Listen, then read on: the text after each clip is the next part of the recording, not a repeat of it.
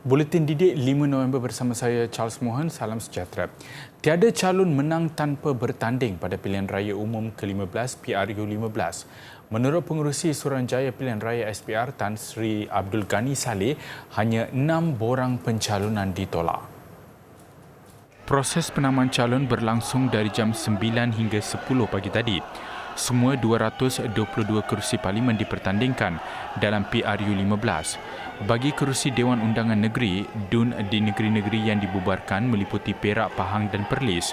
Sebanyak 117 kerusi ditawarkan, termasuk satu kerusi bagi pilihan raya kecil PRK DUN Bugaya Sabah. Daripada jumlah itu, Perak memiliki jumlah kerusi terbanyak dengan 59 kerusi, Pahang 42 dan Perlis 15. 6 kertas pencalonan telah ditolak, iaitu 4 kertas parlimen dan 2 kertas Dewan Undangan Dewan Negeri. Parlimen P115 Batu mencantikkan jumlah pertandingan tertinggi dalam PRU ke-15 yang melibatkan 10 penjuru. Manakala bagi pertandingan di Dewan Negeri memperlihatkan pertandingan paling tinggi di N47 Cenderia Perak, iaitu 7 penjuru. Tambah Tan Sri Abdul Ghani, PRK DUN Bugaya Sabah juga menyaksikan pertandingan 7 penjuru. Ia juga kali pertama pengundi berusia 18 tahun layak mengundi. Daftar pemilih tambahan bulan Ogos 2022 yang dikemas kini sehingga 9 Oktober akan digunakan untuk PRU 15. Ia mengandungi seramai 21,173,638 pemilih yang terdiri daripada 20,905,366 pengundi biasa, 146,737 tentera serta pasangan, 118,794 polis serta pasangan polis pasukan gerakan AMPGA dan 2,741 orang pengundi tidak hadir luar negara. Tarikh pengundian ialah pada 19 November manakala pengundian awal pada 15 November. Suruhanjaya Pilihan Raya SPR mengajak masyarakat khasnya mereka yang pertama kali mengundi agar mengenali setiap calon parti yang bakal bertanding menerusi pelbagai platform sedia ada. Menerusi perkongsian program Bual Bicara Hari Penamaan Calon PRU 15, apa yang perlu anda tahu? Individu berusia 18 tahun dan pertama kali mengundi didedahkan perkara-perkara asas yang berlaku semasa pilihan raya umum ke-15 berlangsung. Pada PRU ke-15 kali ini, SPR mendekati pengundi dengan cara yang menarik. Program Bual Bicara bersiaran dari semasa ke semasa menerusi platform Facebook. Program bertujuan menarik perhatian orang ramai khususnya individu berusia 18 tahun yang baru pertama kali mengundi mengetahui perjalanan pilihan raya. Ada tempat dia akan dapat 1 kertas undi, betul. Ada tempat akan dapat 2 kertas undi. Jangan dapat buang pula kalau yang dapat 2 tu. Sebab dia memang dapat 2. Ya, betul. Sebab negeri Perak, Perlis, Pahang. Ingat ya, pengundi-pengundi Perak, Perlis, Pahang. Dia bukan apa kita nak cuba bagi tahu kepada ni yang first time ni. 18 tahun ni yang nak mengundi. Dia okey, bila orang sebut first time kan, orang sebut semua 18 tahun, 19, 20. 18, 19, 20. Jangan silap. Yang first time ini bukan sahaja 18, 19, 20. Menurut Hasanul yang juga pengarah Akademi Pilihan Raya, bagi pengundi kali pertama, bukan saja mereka yang berusia 18 tahun perlu diberi perhatian. Pada PRU ke-15, 5.7 juta pengundi baru didaftarkan SPR, 1.4 juta berusia 18 tahun, manakala 4.3 juta pengundi yang melepasi umur 20 tahun ke atas namun tidak pernah mengundi telah didaftarkan SPR secara automatik menerusi daftar pemilih. SPR berharap agar lebih ramai dapat menunaikan tanggungjawab mereka pada hari pengundian 19 November nanti. Seramai 127 murid dari keluarga golongan berpendapatan rendah B40 di Rumpin Pahang menerima bantuan kelengkapan persekolahan dari Yayasan Pelajaran Mara YPM. Ia merangkumi pakaian seragam, seluar tracksuit, alat tulis, peranti pintar dan komputer riba. Hasil sumbangan secara keseluruhan mencatatkan jumlah peruntukan bernilai RM62,500. Turut hadir ialah penolong pengarah hal ehwal murid Jabatan Pendidikan Negeri Pahang, Nur Zaini Azlina Zainuddin dan Pegawai Mara Daerah Rompin, Muhammad Arifin Abdullah.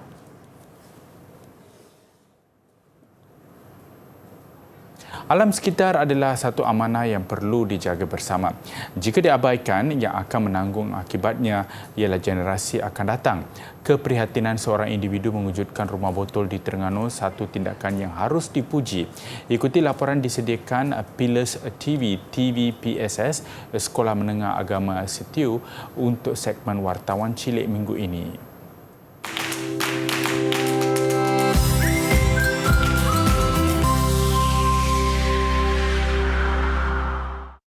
Rumah botol di Kampung Baru Mangkuk sudah kedengaran tidak asing lagi buat masyarakat.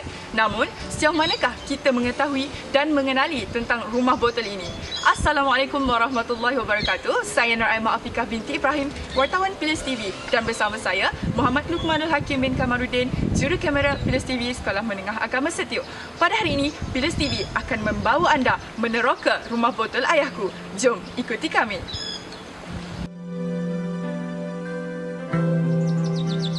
Tengku Muhammad Ali Mansur atau lebih dikenali sebagai ayahku alias Pokku pernah dianggap gila oleh penduduk setempat kerana mengutip botol-botol terbiar di pesisiran pantai.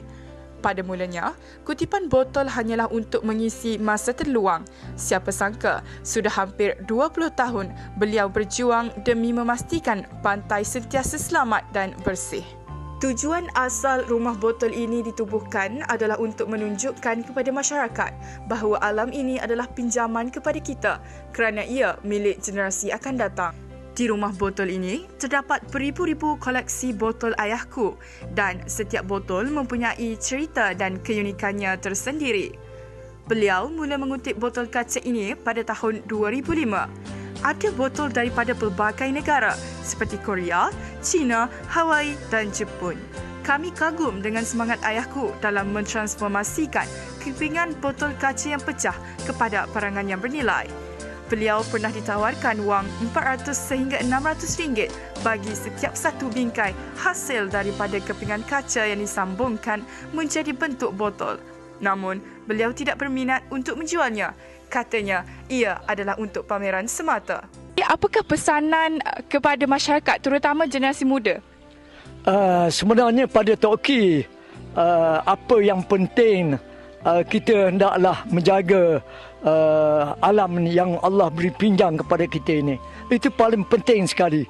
Kerana Allah akan tanya kita besok, bila di hari kiamat besok, bagaimanakah kita handle dunia ini kan. Kalau kita tidak jaga dunia ini, siapa lagi yang nak jaga? Kerana kebersihan ini adalah satu idin pada agama kita. Jadi, marilah kita bersama-sama, bersama-sama Tok Ki, kita pakatkan untuk hidupkan, menjagakan alam sekitar ini. Sekian sahaja daripada saya, Nur Aimah Afiqah binti Ibrahim, wartawan Pillars TV, dan bersama saya, Muhammad Luqmanul Hakim bin Kamaruddin, selaku juru kamera Pillars TV Sekolah Menengah Agama Setiu. Pillars TV mencipta fenomena baharu.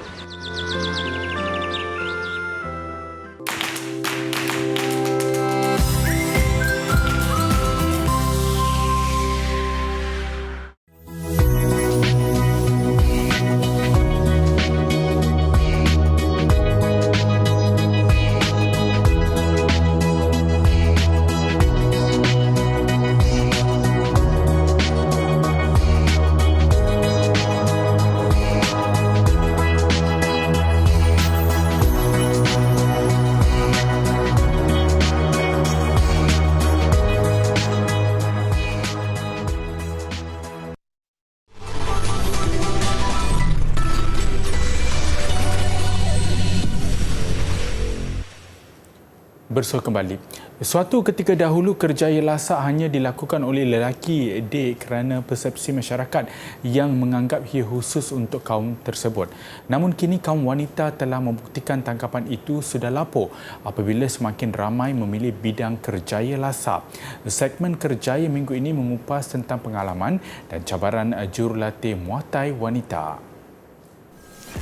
Meskipun baru berusia 20 tahun, Siti Nurazila Mazlan sudah mempunyai pengalaman dalam bidang Muay Thai selama 4 tahun. Kematangannya jelas terserlah apabila berkecimpung dalam bidang yang memerlukan semangat kental, terutama didominasi oleh kaum lelaki. Bercakap tentang cabaran, semestinya menjadi seorang jurulatih Muay Thai bukanlah semudah yang disangka. Cabaran dia memang untuk lelaki lah, sebab kudrat lelaki lain kan. So jadi Zila memang kena kuatkan sikit tangan Zila kat situ. Zila kena fikir combo yang Zila nak bagi. Zila nak kena betulkan dalam masa yang sama. Zila kena betulkan teknik dia. So jadi kalau dia salah teknik, dia akan injured, dia akan slocate, dia macam-macam engineering yang boleh berlaku kat dia. So Zila memang akan fokus kepada betulkan teknik dia dululah, teknik dia, and then Zila akan try bagi combo yang mana dia boleh buat. Tambahnya, selain minat yang menebal dalam bidang seni mempertahankan diri itu, Muay Thai juga dapat mengekalkan kecergasan di samping mengatasi tekanan. Dalam pada itu, Siti Nurazila turut menasihati pelajar yang berminat untuk sentiasa peka dan melibatkan diri dengan acara maupun kursus jurulatih Muay Thai sedia ada.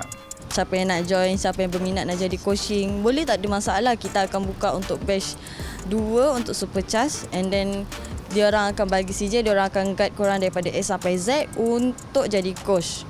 Macam tu. Yang mana nak jadi fighter pun boleh datang kat sini. Kita akan jadikan korang sebagai fighter. Hati memang kena keras sikit lah. Macam tu. Untuk perempuan, jangan malu. Bukan lelaki saja yang boleh masuk bidang Muay Thai ni. Perempuan pun boleh. Macam contoh Zila, ada juga kawan-kawan Zila. And then yang mana yang nak masuk Muay Thai ni memang bagus. Zila memang sarankan korang untuk masuk bidang-bidang martial art ni. Bukan setakat Muay Thai. Kalau korang tak rasa minat dengan taekwondo, silat, korang boleh join. At least korang pandai defend korang punya diri untuk kat luar sana. Untuk maklumat lanjut, mereka yang berminat boleh melayari laman media sosial seperti Facebook dan Instagram Discovery Muay Thai.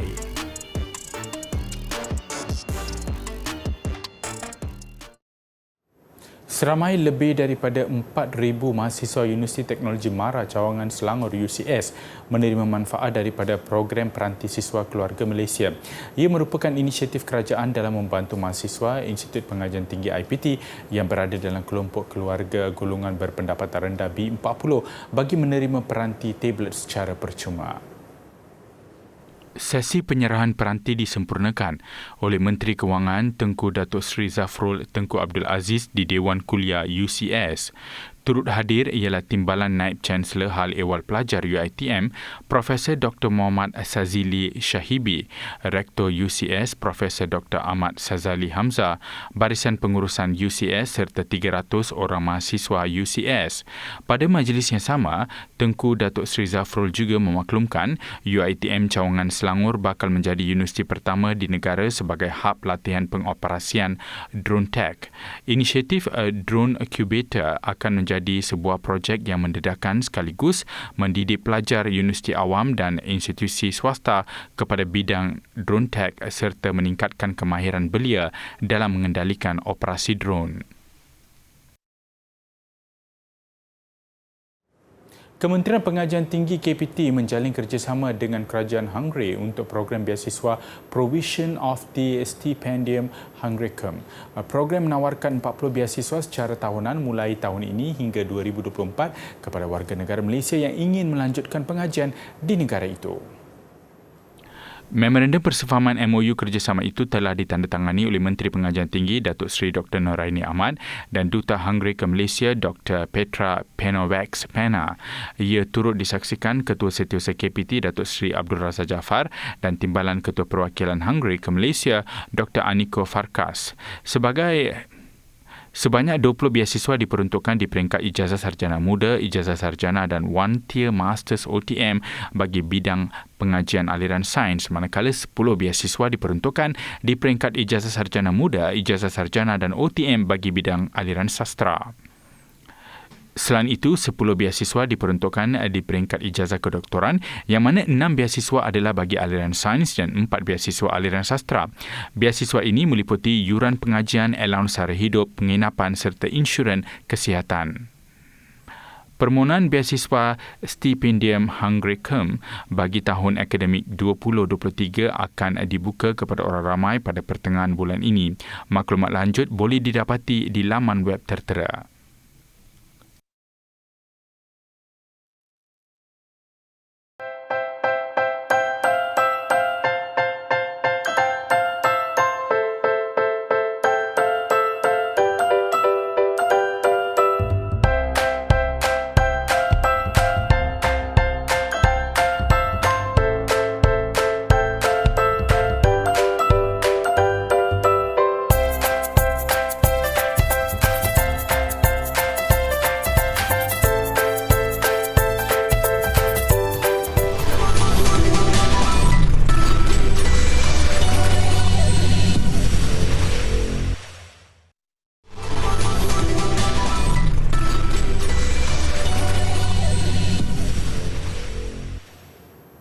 Bersua kembali. Semua sekolah rendah di New Delhi ditutup mulai hari ini ketika ibu kota India itu terus bergelut dengan pencemaran udara. Menurut Ketua Menteri Delhi, Arvind Kejriwal, pihaknya sedang mempertimbangkan untuk mengenakan sekatan ke atas pergerakan trafik. Semua aktiviti luar bilik darjah untuk pelajar darjah 5 dan ke atas tidak dibenarkan. Langkah itu diambil susulan kebimbangan yang disuarakan oleh ibu bapa untuk menghantar anak mereka ke sekolah. Dakwa penduduk mereka sukar untuk bernafas. Mata, hidung dan kerongkong mereka terasa pedih berikutan indeks kualiti udara melepasi tahap berbahaya. Mengikut laporan lain, indeks pencemaran udara IPU mencecah 616 di New Delhi.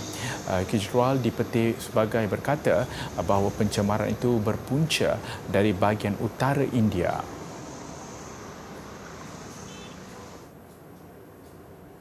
Mencipta nama dan populariti sejak kecil dan mempunyai lebih 300 juta pengikut di media sosial nyata bukan sesuatu yang mudah buat penyanyi Selena Gomez.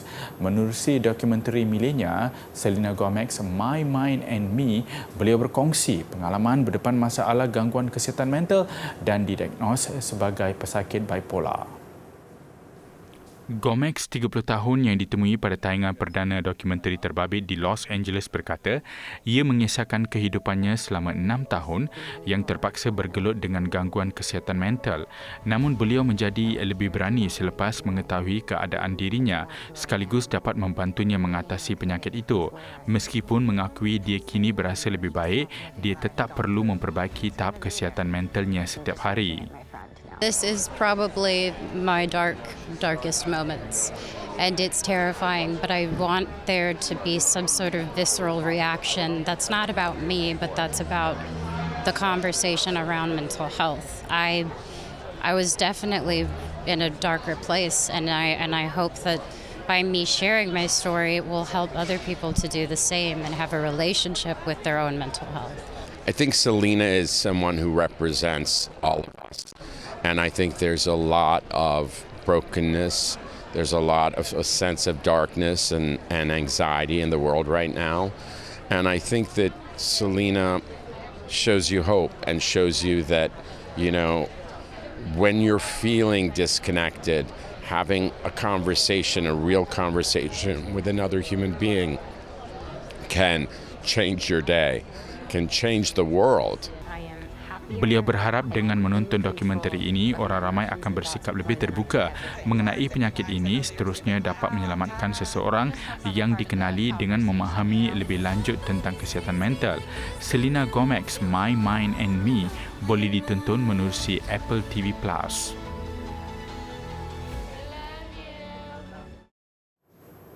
Berukuran 50 cm atau 19.6 inci, kuda poni Shetland dikenali sebagai Pumakel dipercayai kuda paling kecil di dunia.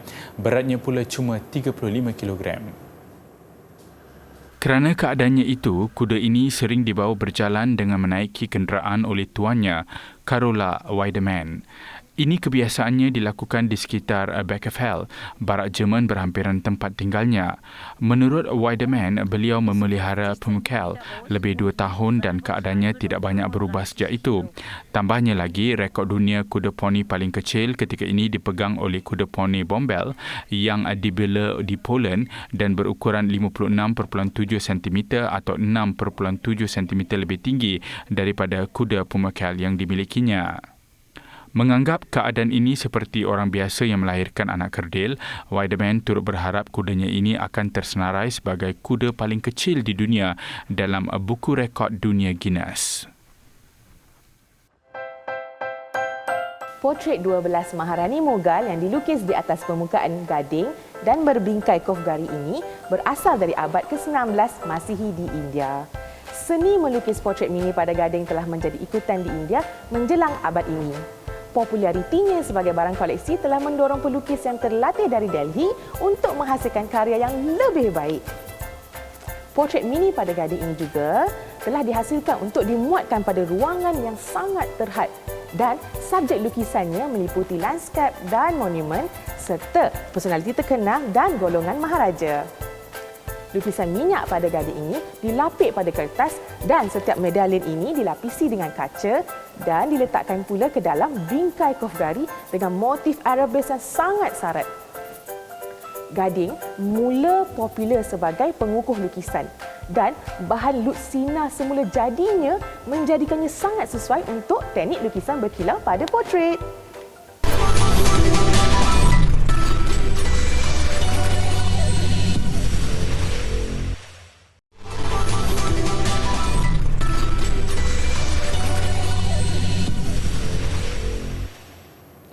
Sukan kejohanan hoki Piala Sultan Azlan Shah di Ipoh Perak.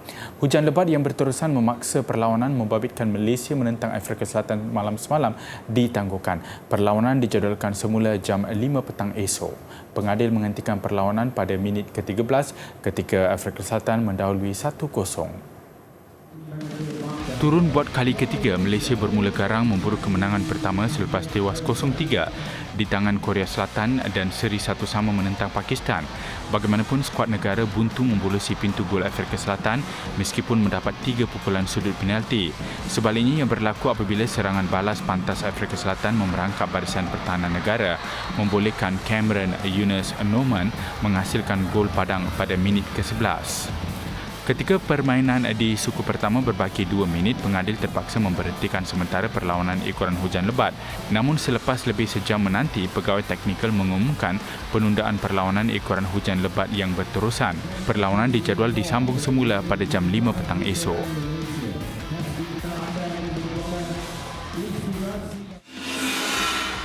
Pada satu lagi perlawanan, Pakistan seharusnya menyalahkan diri sendiri apabila dipaksa seri menentang Jepun. Pakistan bermula baik berada di depan pada minit ke-17 menerusi Muhammad Sufian Khan hasil pukulan sudut penalti.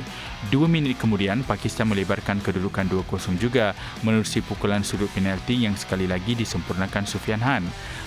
Begitupun, Jepun nyata tidak mudah mengalah dengan kembali melancarkan serangan memburu gol penyamaan. Hasilnya, pada minit ke-43, Kentaro Fukuda menjaringkan gol pembangkit semangat rakan sepasukan untuk merapatkan jurang 1-2. Ketika permainan berbaki 5 minit, asakan berterusan Jepun membuahkan hasil menerusi gol penyamaan Kosei Kawabe. Keputusan muktamad Pakistan 2, Jepun 2. Selepas 3 perlawanan, Jepun berada di tangga ketiga manakala Pakistan kelima. Persembahan drone sempena ulang tahun ke-10 permainan telefon pintar popular Candy Crush di New York mengakhiri buletin DD hari ini. Saya Charles Mohan, salam hormat dan kita jumpa lagi.